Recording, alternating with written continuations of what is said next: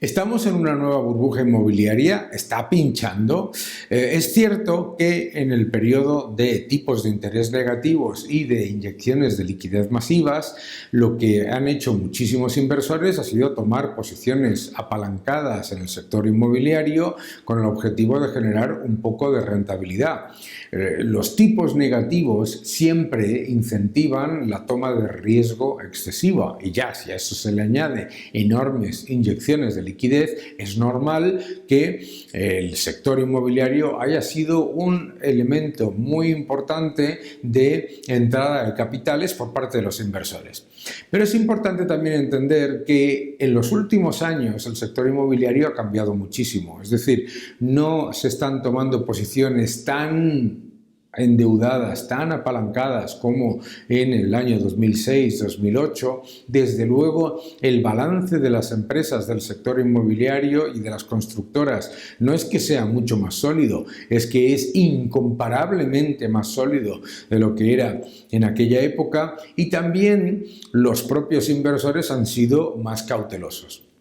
Tenemos un efecto por el lado de la demanda en el que, claro, con los tipos subiendo y las inyecciones de liquidez pasando a ser contracción monetaria, inevitablemente el sector inmobiliario es uno de los que recibe inmediatamente un impacto en una reducción en el aumento de precios, es decir, bajan los precios en el sentido de que lo que está ocurriendo es simplemente una moderación, pero no una caída extremadamente agresiva. Y también tenemos que tener en cuenta algo muy importante.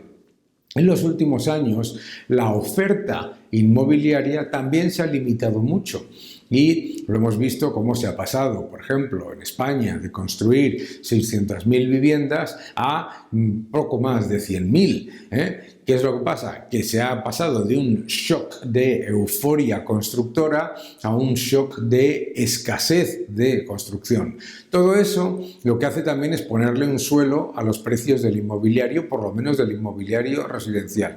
Pero claramente, segunda vivienda e inmobiliario comercial tienen mucho riesgo por la sencilla razón, más subidas de tipos, mayor contracción monetaria y además una demanda que no es tan robusta como es la de vivienda primaria.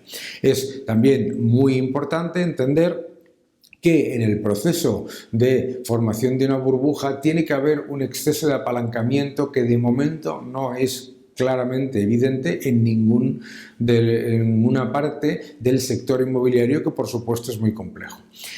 Los ciudadanos deben tener en cuenta, en cualquier caso, que este no es igual en España que en otros países. Es decir, en España la oferta ha estado tensionada y el comportamiento del sector ha sido mucho más suave, mucho más responsable. Ojo, en Reino Unido, en Suecia, en Estados Unidos y en China no es el caso. Por lo tanto, debemos tener mucho cuidado porque en muchos países desarrollados el exceso de apalancamiento y el exceso en el sector inmobiliario ha sido muy elevado. Y tenemos que tener en cuenta que además la búsqueda de rentabilidad por cada vez más riesgo ha generado un nivel de exceso en algunas partes muy elevado. ¿Y por qué ahora el inmobiliario no protege contra la inflación? Simplemente porque en los años de tipos negativos y de extremada liquidez, los precios inmobiliarios ya han subido de manera muy significativa. Es decir, los precios ya reflejaban previamente el impacto inflacionista durante los años en los que no había inflación. Es decir, han estado subiendo los precios muy por encima de los niveles el índice de precios al consumo y, por supuesto, pues claro, cuando viene una contracción monetaria, subida de tipos y además la inflación, no necesariamente siguen subiendo los precios. Lo que sí ocurre es que probablemente se genere un suelo en las áreas donde la demanda es más robusta y la oferta más limitada.